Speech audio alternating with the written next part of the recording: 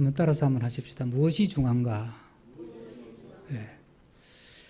제가 어릴 때 저희 집에 조그마한 산이 있었습니다. 그 산에 이제 아버님이 집을 지으셨거든요.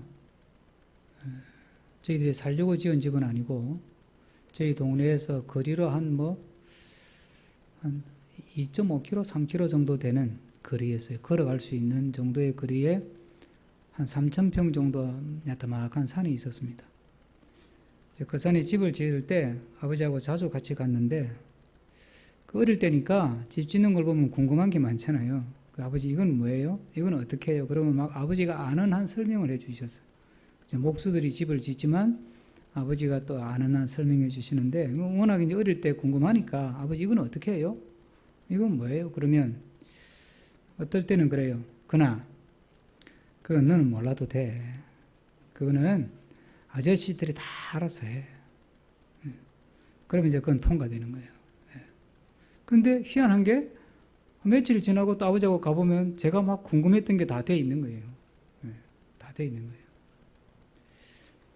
여러분 오늘 본문에 보면 비슷한 상황이 벌어지죠. 제자들이 예수님에게 뭘 묻습니까? 예수님 언제 재림합니까? 예수님 재림하실 때가 언제입니까? 하나님 나라는 언제 임하는 겁니까? 종말은 언제 옵니까? 이걸 물었어요. 그건 궁금할 거 아니에요, 그죠? 막 궁금하니까 물었어요. 그러니까 예수님이 그 묻는 말이 6절인데 7절에 예수님이 대답을 하셔요. 자, 다 같이 한번 7절 예수님 대답을 읽어봅니다. 7절입니다.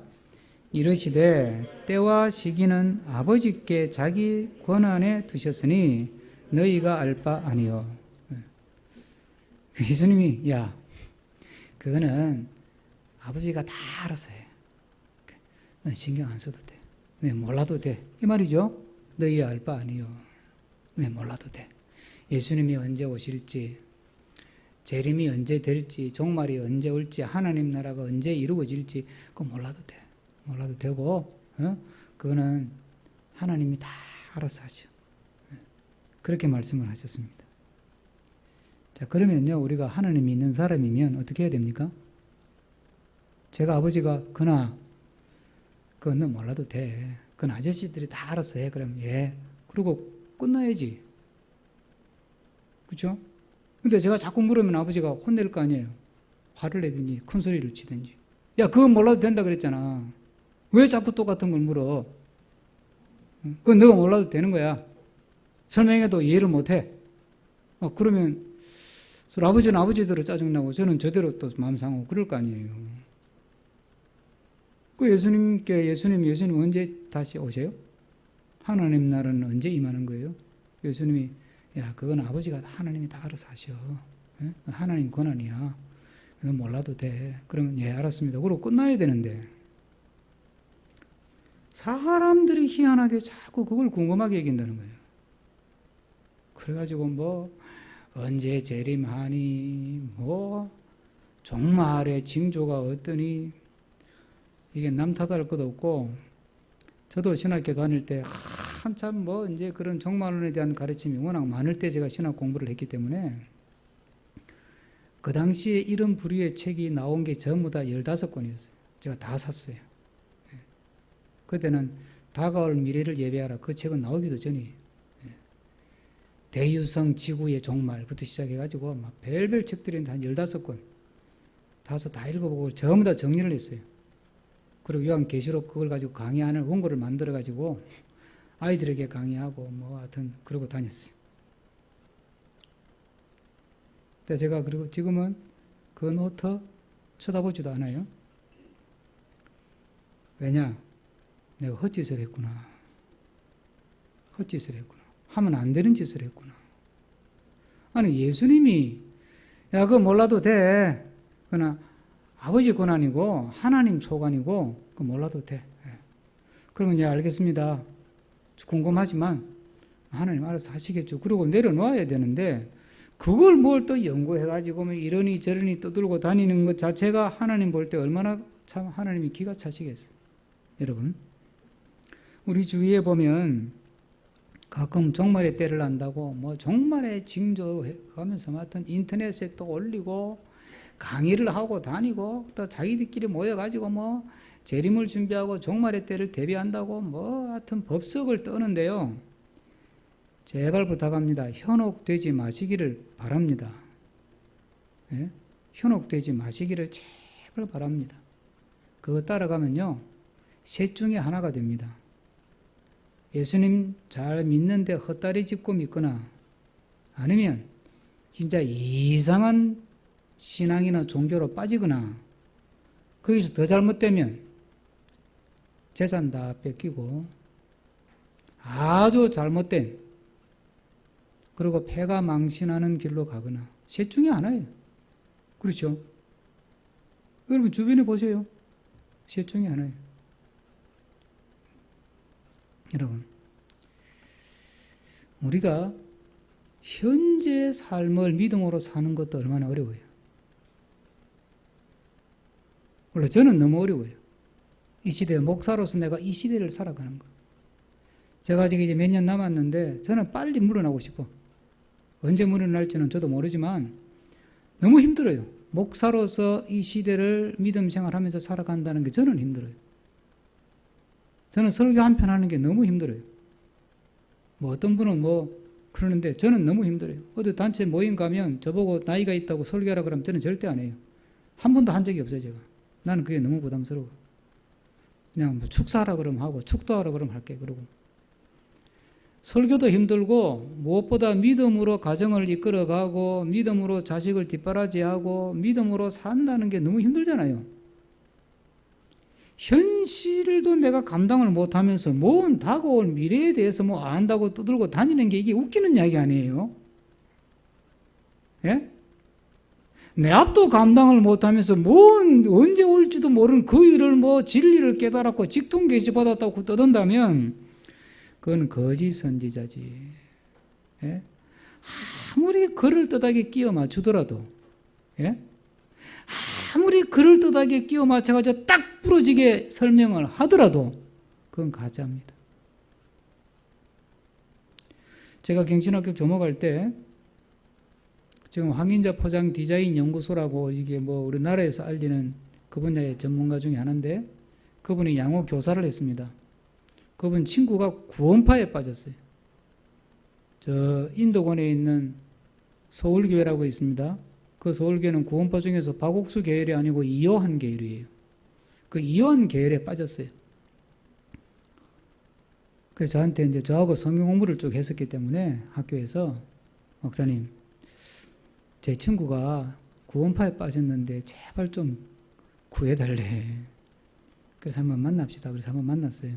그래서 만나서 또 얘기를 해보니까 이거는 박옥수 쪽이 아니고 이요한 쪽이더라고요. 이요한 구원파는 사람을 딱 올가맬 때 뭘 가지고 올가매느냐면 종말론 가지고 올가매요. 종말론 공부하는 비디오가 있어요. 자기들 비디오. 일주일 동안. 원래는 그 비디오로 하는 게 아니고 매일 저녁 3시간씩 일주일 동안 공부하는 내용이에요. 그걸 비디오로 찍어가지고 옛날에는 비디오니까 그걸 돌려서 보고 뭐 그러는 거예요. 제가 그 비디오를 다 구해서 혼자 공부를 다 했어요. 그 한 사람 때문에. 매일 저녁 3시간씩 읽고 적고 또 읽고 적고 옛날에 해봤으니까 읽고 적고 아 요걸 요렇게 장난을 쳤구나 요걸 요렇게 또 이렇게 했구나 이러고 다 정리해가지고 그 사람 만나서 대화를 하면서 설득을 했어요. 제가 그 사람을 빼냈을까요? 못 빼냈을까요? 못 빼냈어요. 그 사람 마지막 결론이 뭔지 아세요? 목사님 말을 들어보니까 진짜 이상하네요. 야, 그게 무서워요? 목사님 말 들어보니까 진짜 이상하네요, 이거. 아닌 것 같아요. 그런데 빠져나오는 거는 좀 더 생각해 보고요. 그러고 또 가더라고요. 제가 손 들었어요. 하나님이 하실 일이다 싶어서. 여러분, 믿음은 분별력입니다. 믿음은. 예? 구약에는 믿음이라는 단어가 안 나온다는 거 아시죠?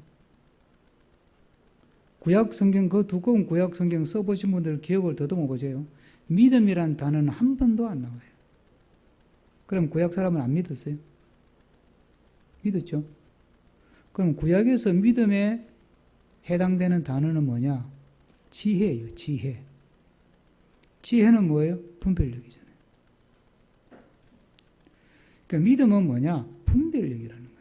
무엇을 순종해야 되냐, 무엇을 순종하지 말아야, 이게 무엇을 해야 되느냐, 무엇을 하지 말아야 되느냐. 이게 율법 아니에요. 법이라고 하는 것은 해야 될 것과 하지 말아야 될 것을 가르치는 거잖아요. 그러니까 분별력이에요, 분별력. 아, 요건 내가 할 일이고, 요건 하나님이 하실 일이고, 요건 내가 신경 써야 되는 일이고, 요건 하나님이 신경 써야 되는 일이고, 요걸 딱 구별할 줄 아는 게 그게 믿음이에요. 자, 코로나가 언제 끝날까요? 예? 모르잖아요. 코로나 끝내는 걸 내가 끝낼 수 있어요? 못 끝내죠. 코로나 끝내는 거는 누가 할 일이에요? 하나님이 하실 일. 자, 코로나 이후, 포스트 코로나라는 말을 많이 하잖아요. 코로나 이후가 어떤 세상이 될까요? 몰라요. 그러면 코로나 이후에 만들 세상은 누가 주관하는 거예요? 그것도 하나님 건 아니에요. 우리는 몰라. 그렇죠? 우리가 할 일은 뭐예요? 지금 내가 처해 있는 여건에서 믿음으로 내 할 일을 하는 거예요. 전업주부는 살림 믿음으로 열심히 살림 살고, 학생은 믿음으로 공부 열심히 하고, 직장인은 믿음으로 직장생활 열심히 하고, 장사하는 사람 믿음으로 장사 열심히 하고, 가르치는 사람 믿음으로 열심히 가르치고, 믿음으로 자기 할 일을 하면 되는 거예요. 그러면 그게 내가 할 일이니까 괜히 코로나가 언제 끝날까? 코로나 끝나면 해야지. 그러면서 손 놓고 있으면 그걸 성경은 미련한 자라 그러는 거예요. 그러면 코로나가 언제 끝날지도 모르고 코로나가 끝나면 어떤 세상이 될지도 모른다면 지금 내가 할 일은 지금 내가 할 수 있는 일을 열심히 하면서 어떤 세상이 오든지 내가 잘 대응할 수 있는 준비를 하는 거예요. 준비를. 우리 교회도 마찬가지란 말이죠. 자, 코로나가 이제 끝났습니다. 내년에. 그러면 이제 종전처럼 다시 막 그렇게 모여서 뭐 소그룹도 하고 밥도 먹고 할 수 있을까요? 있을 수도 있고 없을 수도 있죠. 그렇죠? 잘 모른단 말이에요. 그죠? 자, 그러면 자, 플랜 A 종전처럼 다 그렇게 한다. 플랜 B 뭐 예배를 드리고 뭐 그다음 오후에는 또 다른 방식으로 한다. 뭐 다양한 생각을 해야 되잖아요. 그걸 준비하는 거예요. 그게 우리가 할 일이에요. 자, 코로나 이후 시대는 내가 뭘 할까? 어떤 세상이 올지는 몰라.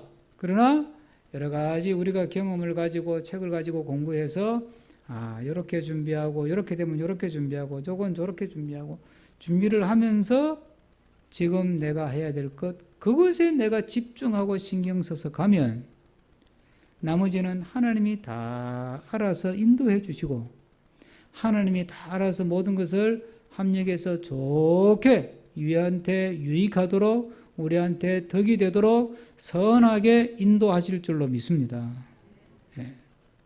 괜히 앞으로 될 일을 미리 앞당겨서 걱정을 가불할 필요는 전혀 없다 이 말입니다.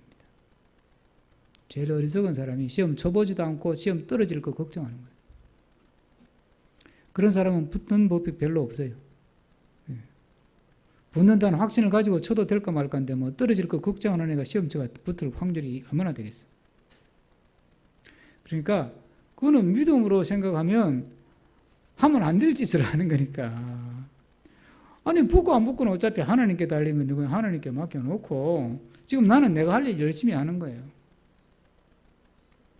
자, 지금 내가 할 일을 주님 앞에서 부끄러움 없이 바르게 열심히 하면 앞으로 다 좋은 일이 일어나고 다 잘 될 줄로 믿습니다.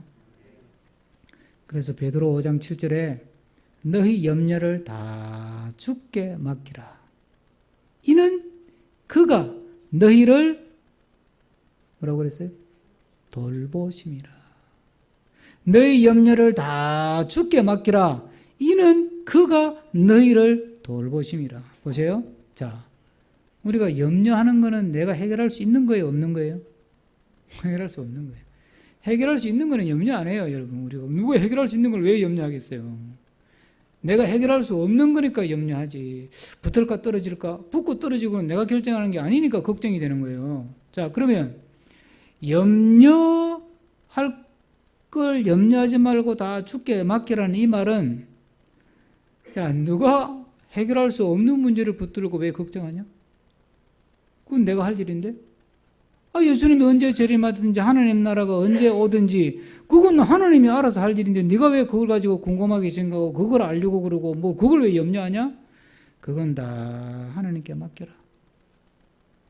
그러면 하나님이 너희를 돌봐 주시고 하나님이 너희를 이끌어 주시고 복되게 하시고 아름답게 하실 줄로 믿습니다. 오래전에 우리나라 영화에서 무엇이 중한디라는 대사가 아주 히트를 친 적이 있습니다. 스티븐 코비라고 하는 그 습관 훈련하는 사람이 성공하는 사람들의 7가지 습관이라는 책을 썼죠. 그걸로 세계적인 베스트셀러 작가가 됐습니다. 거기서 제일 중요한 게 뭐죠? 이거는 일반 상식적으로 다 알잖아요. 소중한 것을 먼저 하라. 세상에서 성공한 사람을 조사를 해봤더니 소중한 걸 먼저 하더라는 거예요. 자, 그러면요, 뭐가 소중한지를 알아야 되죠, 그죠? 뭐가 소중한지를 알아야 소중한 걸 먼저 하지. 자기대로는 이게 소중하다고 생각하고 열심히 하는데 헛짓하고 있습니다. 몰라도 될 걸 공부한다고 열심히 공부하면, 안 해도 될 걸 그걸 열심히 하고 있으면 그건 중요한 것도 아닌데, 공부를 잘하는 학생과 못하는 학생의 차이점이 뭐예요? 공부를 잘하는 학생은 딱 읽어보면 요점이 뭔지를 안다는 거예요. 그래서 요점 전개를 칼같이 딱 해버리는 거야. 그렇죠? 쪽집게 선생님이 잘하는 게 뭐예요? 아니, 쪽집게 선생님 있잖아요. 학원에 있던 뭐 과외 선생님이다. 쪽집게 선생님이 잘하는 게 뭐예요? 배한나 집사님? 요점을 잘 짚어주는 거야. 야, 다른 거 이거는 몰라도 돼. 이거 막 대충 읽고 넘어가고 요거 외워. 밑줄 쫙. 그걸 잘 짚어주는 게 좋은 선생님이에요. 그래야 점수도 잘 나오고. 학원 강사로서 히트 치려면 무조건 요점 정리를 잘해야 돼요. 그래서 학교 선생님하고 학원 선생님이 다른 점은, 학교 선생님은 중요한 것을 강조하면서 가르치면서 그 옆에 있는 것도 다 가르쳐줘요. 학원 선생님은 요점만 가르쳐주는 거예요. 그건 장사꾼이지. 지식 장사하는 거잖아. 그러니까 인격적으로 존경받기는 쉽지 않지. 이건 다른 거예요, 그게. 그런데 공통점은 뭐예요? 요점 정리를 칼같이 한다는 거예요. 여러분, 믿음 생활도 똑같아요. 믿음 생활도 요점을 확실하게, 핵심을 정확하게 짚어야 돼. 예수님이 재림이 언제 한다, 영상 띄우고 공부하고 자기들끼리 모여가지고 자기들만 천국 갈 것처럼 그렇게 비밀 집회파 같은 거 하고, 그거 요점 정리를 할 줄 모르는 거예요. 그 사람은. 예수님이 뭐라고 했어요? 그건 너희들이 알 바 아니라고. 그건 공부 안 해도 된다, 그 말 아니에요. 그건 공부 안 해도 되고, 뭐 하라 그랬습니까? 8절 다 같이 읽습니다. 8절입니다. 오직 성령이 너희에게 임하시면 너희가 권능을 받고 예루살렘과 온 유대와 사마리아와 땅끝까지 이르러 내 증인이 되리라 하시니라. 뭐 하라고요? 내 증인으로 되라는 거예요. 요점이 뭐냐? 야, 언제 오느냐? 그걸 내가 왜 신경을 쓰냐? 너는 내 증인으로 하고 살면 되는 거예요. 내 증인. 언제 예수님이 오시든, 하나님 나라가 언제 임하든, 천국이 언제 오든, 어쨌든 가는 데마다 예수 증인으로, 복음의 증인으로, 하나님 나라의 증인으로, 십자가의 증인으로, 그냥 증인으로 하면서 예수 복음 전하고, 십자가의 복음 전하고, 하나님의 사랑을 전하고, 하나님의 은혜를 전하고, 하나님의 구원을 전하고, 그러면서 살면 되는 거거든요. 우리가 하는 일이 많잖아요. 그렇죠? 교회 안에서도 하는 일이 많잖아요. 다 좋은 일이죠. 우리가 죄 짓는 거 아닌다면 다 좋은 일이니까 다 좋은 일이에요. 근데 우리가 하는 일 중에서 어떤 최상의 가치 그룹에 들어있는 것, 우리가 하는 많은 일들 중에서 다 좋은 일이에요. 애 키우는 것도 좋은 일이고 다 좋은 일이잖아요. 최상의 위치에 있는 최고의 가치 그룹에 있는 일이 뭐냐면 그게 바로 예수의 복음 증인 노릇하고 사는 거예요. 그러니까 전도하며 사는 것, 전도하는 것, 이게 최고의 가치 중에 하나예요. 우리가 인생을 사는 중에서. 돈 버는 것도 중요하고, 남 도와주는 것도 중요하고, 다 중요하죠. 다 좋은 일이고, 다 선한 일이고, 그죠? 근데 그 무엇도 영혼을 구원하고 복음을 전해서 하나님 나라 백성이 되도록 도와주는 것, 이보다 더 가치 있는 일은 사실은 없는 거예요. 그러니까 예수의 증인 되는 것, 복음의 증인이 되는 것, 십자가의 증인이 되는 것이 최고의 가치 있는, 정말 이게 중요한 일인데 이걸 위해서 우리가 여러 가지 일을 하는 거예요. 자, 어떤 사람은 나는 그러면 다 접고 내 가진 거 탈탈 털어가지고 그냥 복음을 듣지 못한 사람한테 복음 전도하러 간다. 그런 사람 있잖아요. 어저께 우리 장로님들 당회했는데 회장님 친구 그런 분이 있더만. 예? 마산 고등학교 동기동창이라는데 악기점에가 돈을 좀 벌었는데 은혜를 받아가지고 이거 안 되겠다. 좀 더 열심히 하면 복음을 전해야 되겠다. 그리고 악기 이거 좀 정리해버리고 악기를 다 들고 캄보디아 가가지고 아이들한테 악기 가르치면서 복음을 전하는 거예요. 자, 그런 사람도 있어요. 그죠? 그럼 그렇다고 다 그러면 선교사로 가야 되냐? 다 목사가 되어야 되냐? 그런 건 아니란 말이죠. 그렇죠? 직접적으로 복음의 증인도 되지만 간접적으로 복음을 증인으로 노릇 살 수도 있고 또 복음의 증인 노릇 하는 사람을 도와줌으로 해서 그 사람이 더 복음의 증인 노릇 잘하도록 하는 것도 방법이 되고 어떤 우리가 흔히 뭐 가는 선교사 보내는 선교사 뭐 이런 표현을 쓰듯이 굉장히 여러 가지 방법으로 증인으로서 살아가는 것이 우리가 할 일이라는 거예요. 여러분 우리 교회가 크리스마스 때 추리를 몇 교회 이렇게 섬기는데 그거 왜 합니까? 결국은 우리가 추리를 시험을 해서 그 교회를 격려해서 그 교회 교인들이 믿음의 힘을 얻어서 또 열심히 복음의 증인으로 살라고 하는 거잖아요. 여러분 우리 교회가 작은 교회이기 때문에 뭐 여러분들이 볼 때는 별로 하는 일이 없는 것처럼 보이지 모르지만 그렇게 생각한다면 여러분들이 생각하는 폭이 좁은 거예요. 우리는 우리 교회가 할 수 있는 힘을 다해서 할 수 있는 일을 많이 하고 있는 교회예요. 그때마다 하나님께서 아이디어를 주셔가지고 사실 뭐 한 교회에 25만 원 내외 정도 가는 건데 돈으로 치면 얼마나 효과적입니까? 하나님이 그 지혜를 주셔가지고 지금 벌써 뭐 오늘도 한 교회 더 하기로 했는데 금년에는 6교회요? 그러면 뭐 34교회 지금 벌써 하는 거죠.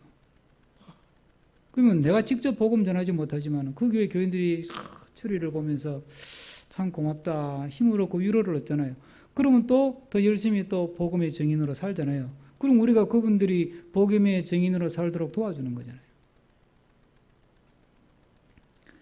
정말 우리가 교회를 돕고 목회자를 돕고 선교사를 후원하고 또는 단기 선교로 찾아가서 격려하고 그게 전부 다 증인 노릇 하는 것인 줄로 깨달으시기를 주의 이름으로 부탁합니다.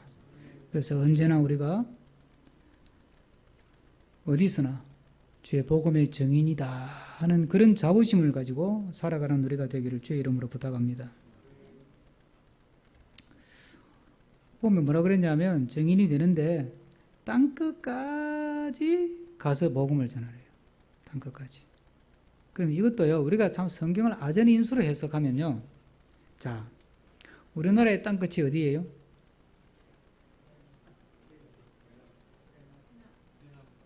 우리나라 땅끝은 해남이에요?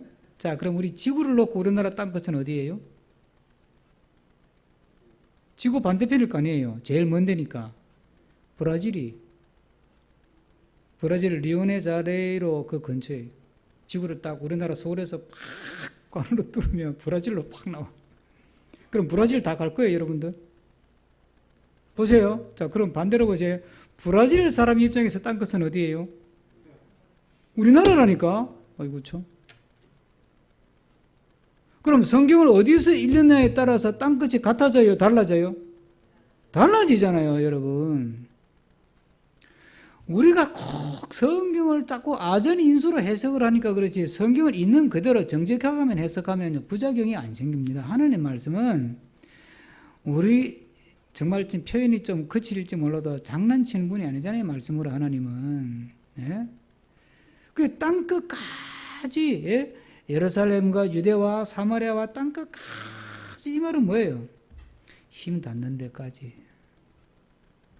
발길 닿는 데까지, 심지어는 죽을 때까지 복음의 증인으로 살아라. 할렐루야. 그래서 사도 바울이 땅끝까지 가서 복음을 전하고 싶었지. 로마서를 보면. 그래서 로마도, 그때는 뭐 로마가 끝이라고 생각했으니까 로마도 가고 싶었고, 서바나 스페인 쪽으로도 가고 싶었고, 또 도마 같은 제자는 인도까지 갔잖아요. 인도. 그 도마 순교지가 인도잖아요. 예? 지난번에 우리 변조우 선교사님 인도 있을 때 인도 그 순교지 갔다 왔는데, 인도에서도 남쪽으로 첸나이라고 비행기 타고 또 내려가야 돼. 도마는 거기까지 갔어요. 땅끝 간다고. 여러분, 그렇습니다. 그래서 바울 사도가 사도행전에 고백하기를, 나의 달려갈 길과 주 예수께 받은 사명 곧 하나님의 은혜의 복음을 전하는 일을 마치려 하면은, 뭐라 그랬습니까? 나의 생명조차 조금도 귀한 것으로 여기지 아니하노라. 멋지죠? 예? 힘을 다해서 한다는 것입니다. 힘을 다해서. 멀리 간다고 땅끝까지 가는 건 아니에요. 우리 교회도, 우리 교회 자체가 지금 뭐 재정이 풍부하거나 뭐 또 여러분들이 갈 수 있는 상황이 아니기 때문에 못 가니까 제가 대신 가는 거예요. 필리핀 가서 주일학교 교육 선교 3개 무대를 목표로 하고, 르완다 가서 제가 제빵 커피 기술 학교 세워가지고 또 인재를 길러서 아프리카를 복음화하고, 르완다 쪽은 또 돌아가신 이 권사님이 기금을 줘가지고 그걸 세울 수 있도록 법인을 만들었잖아요. 내버려 두면 안 되니까 제가 가서 감시를 해야 될 거 아니야, 또. 꽤 많은 돈이 갔는데. 그러면 결국은 우리 교회가 하는 거예요. 여러분들은 기도로 참여하고, 또 같이 가자 그러면 또 단기 선교가 또 팀 짜가지고 또 같이 또 갈 수도 있는 거고, 그렇게 참여하면서 그게 땅끝까지 가는 거거든. 땅끝까지.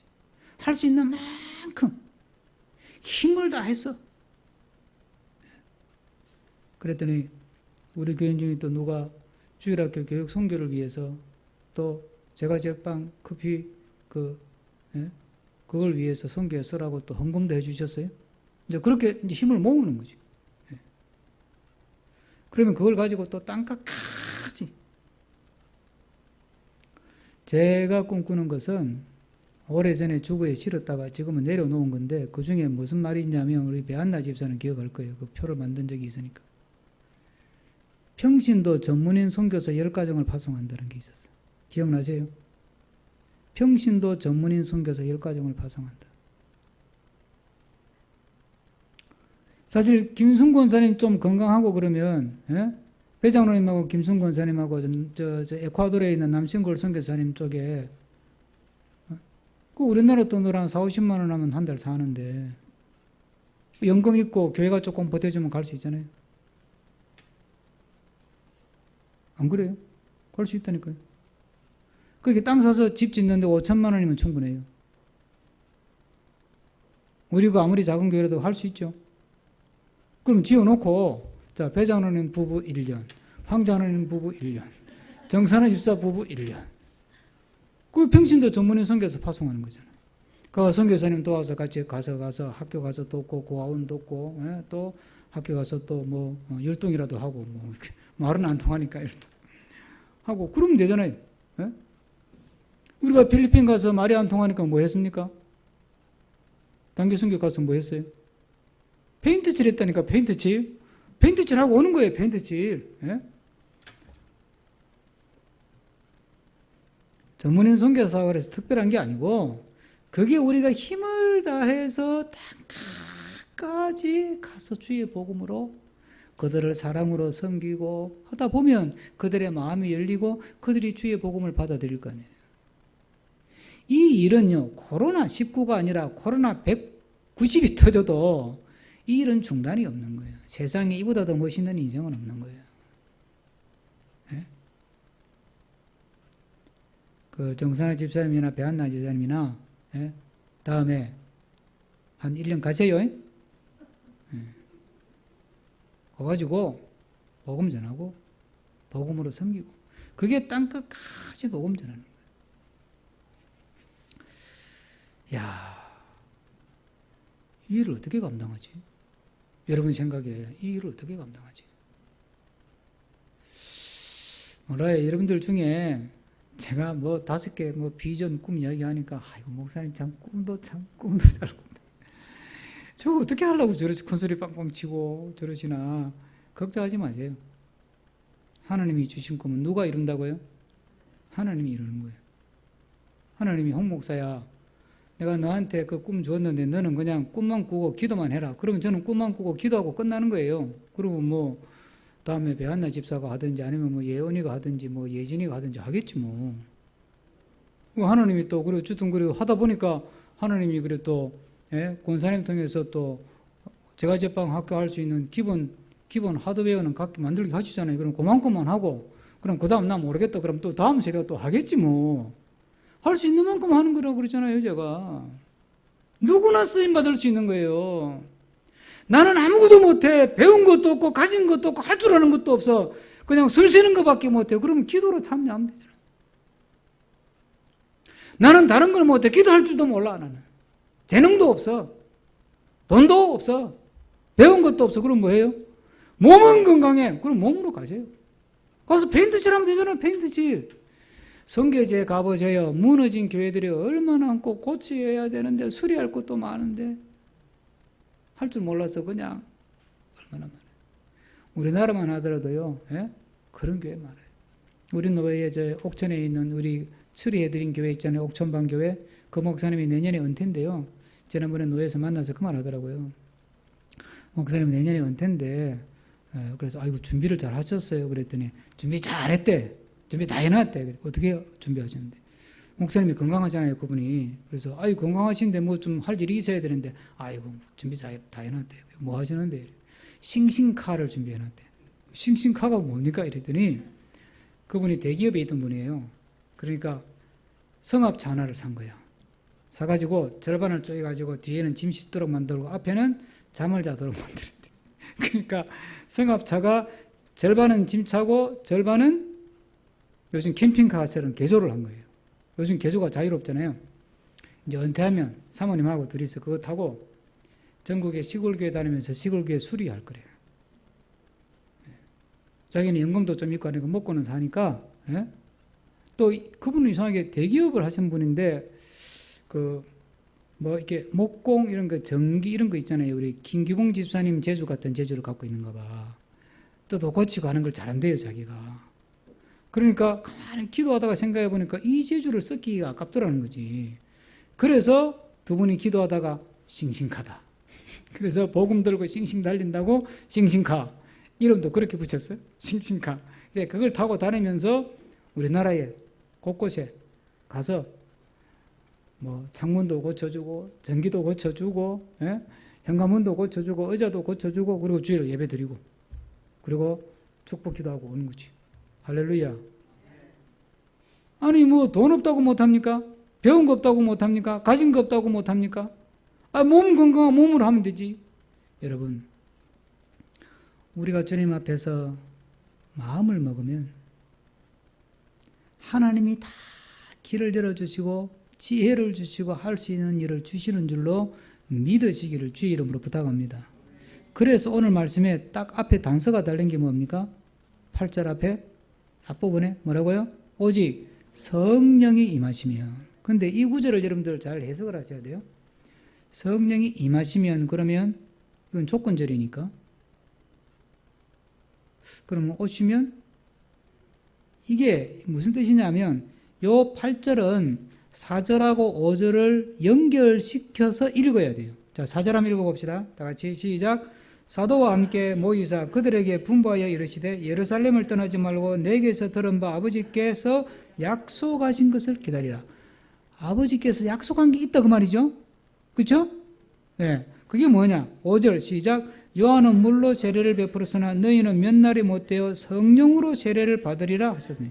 뭘 받는다고요? 성령 세례를 받는다. 성령을 받는다는 거예요. 그러니까 성령이 너희에게 오시면 이 말은 구체적으로 말하면 무슨 뜻이냐면 성령이 임할 거니까, 예? 따라서 합시다. 성령이 임하실 거니까. 예. 그 다음 보세요. 그러면 이제 우리는 이게 성경이 있잖아요. 이게 이제 조금 격가지지만 성경을 정신 차리고 읽어보면요. 표현이 굉장히 희한하고 재밌고 진짜 이상한 게 많아요. 자, 우리 화법대로 하면 성령이 임하실 거니까 너희는 증인이 되라. 이게 말이 맞죠? 그렇죠? 성령이 임하실 거니까 성령이 오실 거니까 성령 받아서 너희들은 증인이 되어야 된다. 이래야 될 말이 맞잖아요.